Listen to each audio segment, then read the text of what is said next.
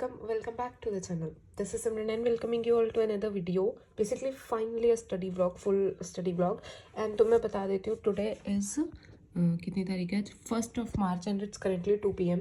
तो कल था 28th of March जब था हमारा केमिस्ट्री का एग्ज़ाम, जिसको मैं याद नहीं करना चाहती क्योंकि केमिस्ट्री से अच्छा मेरा फिज़िक्स का एग्ज़ाम हो गया था। मुझे नहीं पता, सब कह रहे हैं कि केमिस्ट्री इजी आई थी फिज़िक्स से, बट मुझे पता नहीं क्यों वो टफ लग रही है। मेरे एक भी न्यूमेरिकल का क्योंकि आंसर सही नहीं आ रहा है। एंड कल बस मैंने न्यूमेरिकल के आंसर थोड़े से मैच कर लिए थे, तो उसके बाद से मैं और ट्रॉमा में हूँ।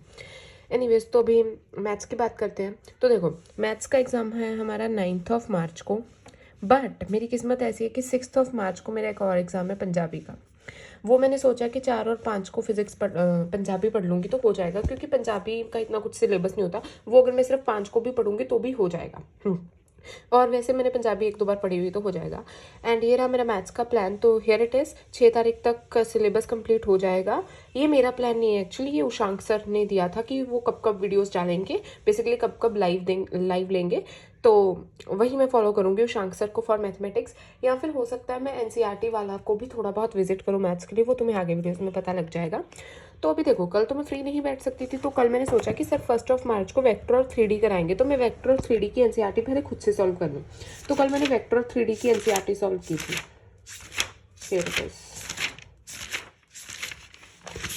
इतनी सारी एनसीईआरटी हो गई थी। एंड उसके बाद मैंने आज स्टार्ट किया relation and function. Relation and function में मैं एक लेक्चर ले रही हूँ, वेट तुम्हें दिखाती हूँ, ये वाला।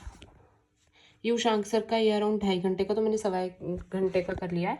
तो मैं यही लेक्चर ले रही हूँ एंड इससे मैं क्वेश्चन कर रही हूँ। एंड अभी इस ब्लॉग को कंटिन्यू करते हैं, तो लेट्स स्टार्ट स्टडिंग।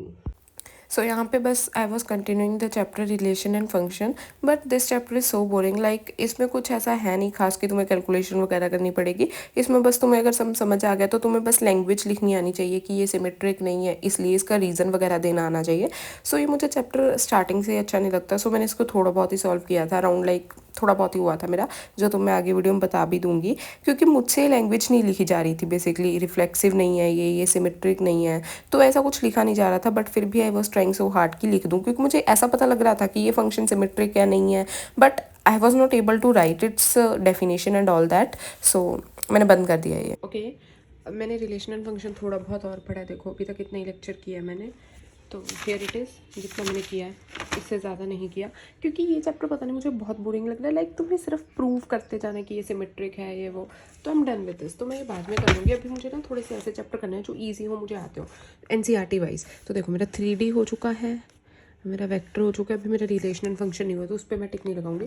अभी आज मेरा प्लान है मैं 3 और चैप्टर कर लूँ, एक मैट्रिसेस, डिटर्मिनेंट्स, और एक मैं करूँगी प्रोबेबिलिटीज़ की एनसीईआरटी। बाकी उशांक सर जो वो लेंगे ना, क्या कहते थे, मैराथन, वो तो मैं करूँगी। अभी मैं कर रही हूँ मैट्रिसेस और डिटर्मिनेंट्स। So let's start.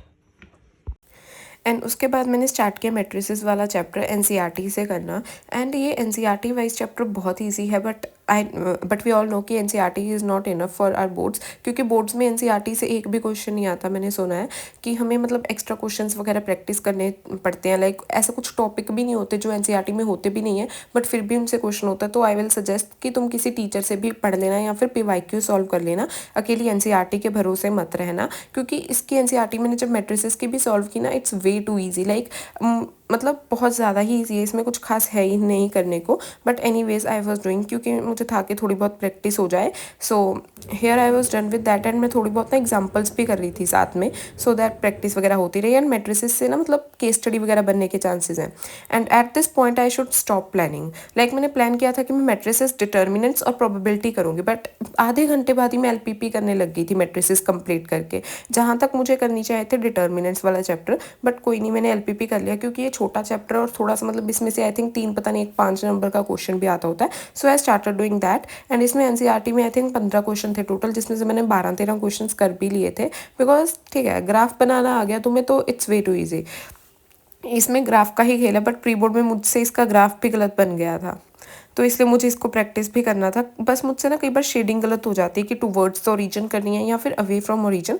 बाकी सब मैं कर लेती हूँ। एक क्वेश्चन में मेरा ऐसे ही मेरा क्वेश्चन सा गलत हो गया था। हाँ, तो इस बार ना मैं मैथ्स के पेपर में सारी कैलकुलेशन भी कर रही थी, क्योंकि केमिस्ट्री के पेपर में मैंने अपने कैलकुलेशंस में से ही मार्क्स गवाऊंगी, मुझे पता है जो भी मैं गवाऊंगी। So here I am done with that. So finally I am done with LPP.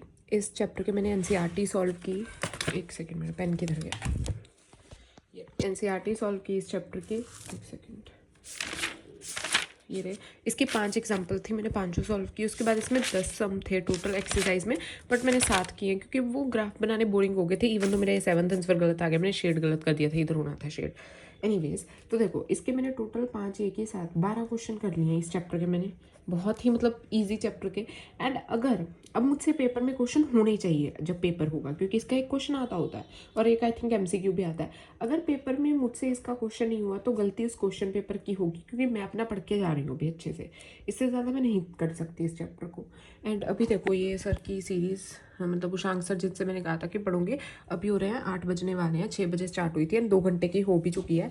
तो अभी मैंने सोचा कि मैं ये देखूंगी 2x पे करके देख लूँगी, तो क्योंकि इसलिए मैंने तभी लाइव नहीं देखी थी ना, क्योंकि मुझे 2x पे देखनी थी। तो मैं अभी ये स्टार्ट कर रही हूँ, सो लेट्स स्टार्ट। सो उसके बाद मैंने वो सीरीज़ स्टार्ट की एंड मैंने ऑफकोर्स सारी तो नहीं की क्योंकि वो 5 घंटे का था एंड इतना मुझसे नहीं हो पाया, क्योंकि इससे सुबह से ही मैं पढ़ रही थी और मैंने लेट भी बहुत स्टार्ट किया था, पर जितना हो गया मैंने कर लिया। एंड इसमें क्वेश्चंस बहुत अच्छे लेवल के थे, मुझसे भी नहीं हो रहे थे, लाइक मुझे भी सर की हेल्प लेनी पड़ रही थी कुछ क्वेश्चंस पे, बट कोई नहीं, बहुत अच्छे से मतलब हो रहे थे। और मैं एक साथ में ना शीट बना रही थी गुड क्वेश्चंस की, जो एग्जाम से 1-2 दिन पहले मैं पढ़ लूँगी, सो दैट मुझे याद रहे कि ये सम कैसे कैसे सॉल्व होते हैं, जो अच्छे सम्स लगे मुझे।